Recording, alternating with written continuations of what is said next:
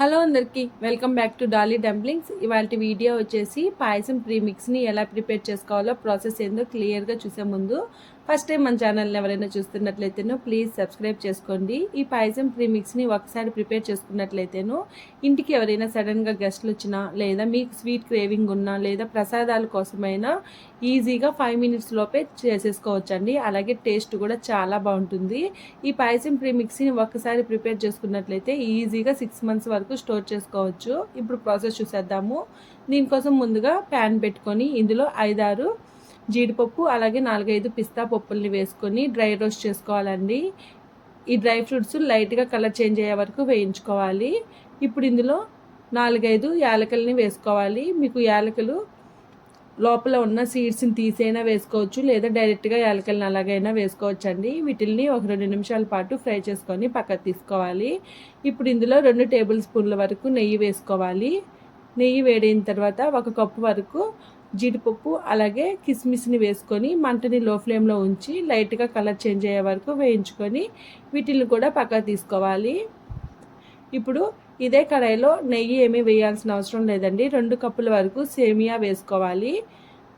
నేను ఇక్కడ normal సేమియాని use చేస్తున్నానండి. మీకు మార్కెట్లో ఆల్రెడీ నెయ్యిలో రోస్ట్ చేసిన సేమియా కూడా ఉంటుంది, దాన్ని కూడా యూజ్ చేసుకోవచ్చు. నేనైతే నార్మల్ది యూజ్ చేస్తున్నాను. మంటని లో టు మీడియం ఫ్లేమ్లోకి అడ్జస్ట్ చేసుకుంటూ ఈ సేమియాలో నుండి పచ్చివాసన పోయి గోల్డెన్ బ్రౌన్ కలర్కి చేంజ్ అయ్యే వరకు వేయించుకోవాలి. చూడండి, ఇక్కడ నేను వీడియో క్లిప్లో చూపించే విధంగా ఈ సేమియాని మధ్యలో కలుపుతూ మాడిపోకుండా వేయించుకోవాలండి.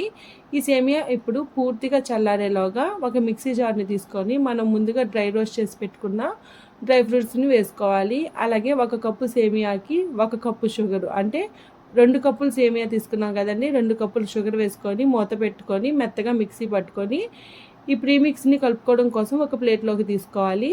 ఇప్పుడు ఇందులో 1 కప్పు వరకు మిల్క్ పౌడర్ని యాడ్ చేసుకోవాలి. మీరు మిల్క్ పౌడర్కి బదులు ఆల్మండ్ పౌడర్ని కూడా యూజ్ చేయొచ్చండి. నేనైతే ఇక్కడ మిల్క్ పౌడర్ని తీసుకున్నాను. ఇప్పుడు వీటిల్ని బాగా మిక్స్ చేసుకోవాలి. ఇలా బాగా కలుపుకున్న తర్వాత మనం ముందుగా వేయించి పెట్టుకున్న సేమియాని కూడా యాడ్ చేసుకొని ఇందులోనే డ్రై ఫ్రూట్స్ని కూడా యాడ్ చేసుకోవాలి. ఇప్పుడు ఈ పౌడర్ మొత్తం ఈ సేమియా పట్టేలాగా వీడియో క్లిప్లో చూపించే విధంగా చేత్తో బాగా మిక్స్ చేసుకోవాలండి. చేత్తోనే మిక్స్ చేసుకోవాలి. ఇలా మిక్స్ చేసుకున్నట్లయితేనూ అంతా బాగా కలుస్తుంది. ఇప్పుడు ఇలా మిక్స్ చేసుకున్న పాయసం ప్రీమిక్స్ పౌడర్ని ఏదైనా 8-8 డబ్బాలోకి స్టోర్ చేసుకోవాలి.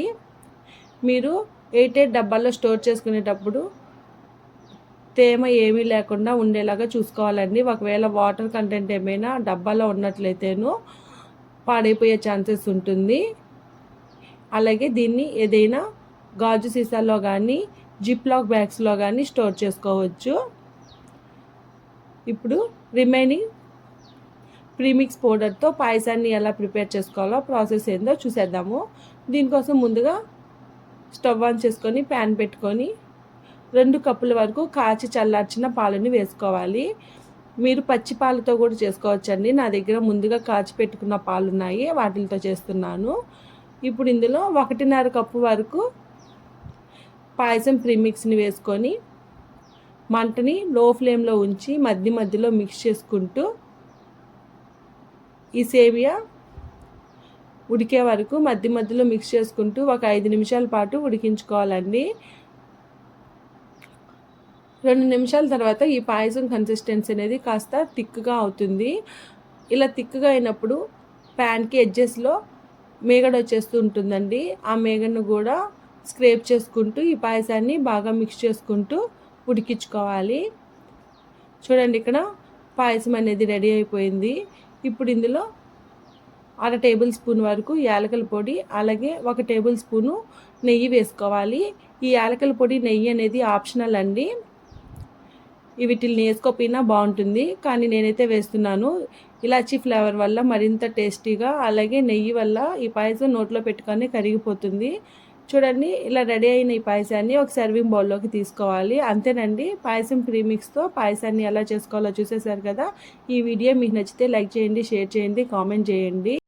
మరిన్ని వీడియోస్ కోసం మన ఛానల్ని సబ్స్క్రైబ్ చేసుకోండి. ఈ రెసిపీ మీరు ట్రై చేస్తే మీకు ఎలా కుదిరిందో కామెంట్ చేయండి. Thank you for watching.